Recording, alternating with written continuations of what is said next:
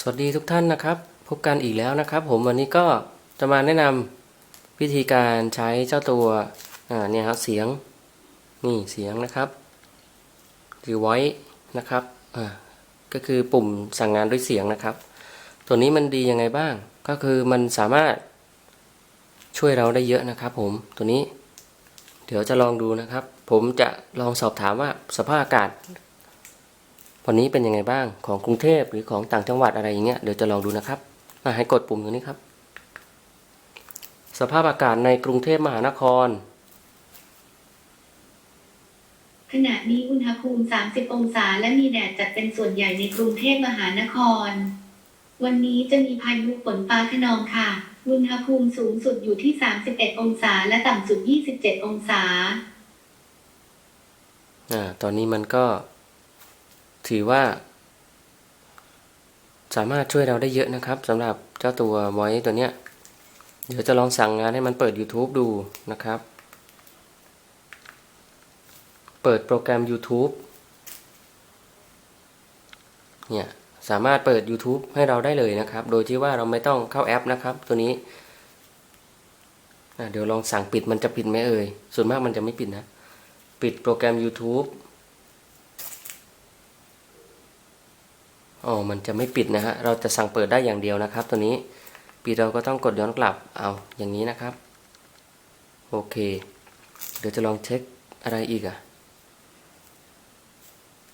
สภาพอากาศดูต่างจังหวัดดูนะฮะอากาศในสุรินทร์วันนี้ขณะนี้อุณหภูมิ31องศาและมีเมฆมากในสุรินทร์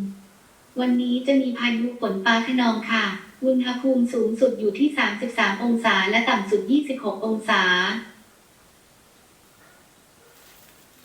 ก็ถือว่าเป็นการใช้คล้ายๆกับพวกเขาเรียกอะไรGoogle Assistant แล้วก็ของ Siri ครับมันจะคล้ายๆกันก็คือมันสามารถช่วยเราในการใช้เจ้าตัวแอปพวกนี้พวก Android พวกอะไรได้เป็นอย่างดีนะครับสามารถสั่งให้เปิดพวกไม่ว่าจะเป็นพวก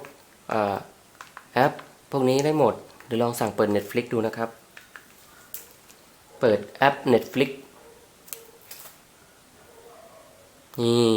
สามารถเปิด Netflix ให้เราได้ถือว่าดีนะครับเนี่ยสามารถเปิดสั่งให้เปิดแอปทุกแอปได้หมดก็ถือว่าเป็นการเชื่อมต่อตัวเนี้ยผ่านเจ้าตัว voice เสียงตัวนี้นะครับได้ค่อนข้างดีนะครับโดยที่เราไม่ต้องคอย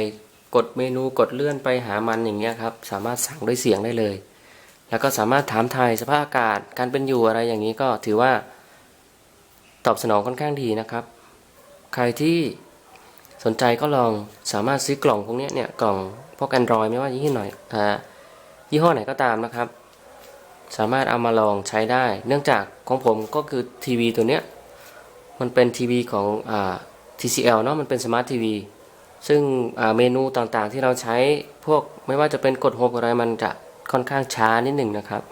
ก็เลยได้หากล่อง Android ตัวMi Box ตัวนี้มาใส่มันทำให้เราเหมือนได้ทีวีเครื่องใหม่ที่เร็วขึ้นแรงขึ้นนะครับถือว่าดีเยี่ยมนะครับใช้กล่องแล้วก็ภาพที่ได้มาก็เป็นภาพ 4K ครับภาพที่เราเห็นตัวนี้คือเป็นภาพที่คมชัดมากอาจจะถ่ายผ่านกล้องอาจจะไม่ค่อยชัดนะครับ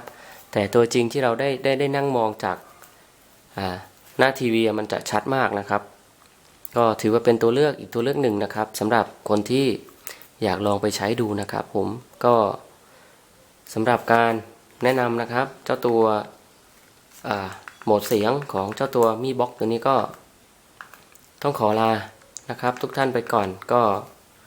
มีอะไรสงสัยอะไรยังไงก็สามารถคอมเมนต์สอบถามพูดคุยกันได้นะครับผมก็ใครติดปัญหาอะไรยังไงก็สามารถทักทายพูดคุยนะครับทิ้งไว้ใต้คอมเมนต์ผมได้เลยนะครับผมสำหรับคลิปนี้ก็ต้องขอลาไปก่อนนะครับพบกันคลิปหน้านะครับสวัสดีครับ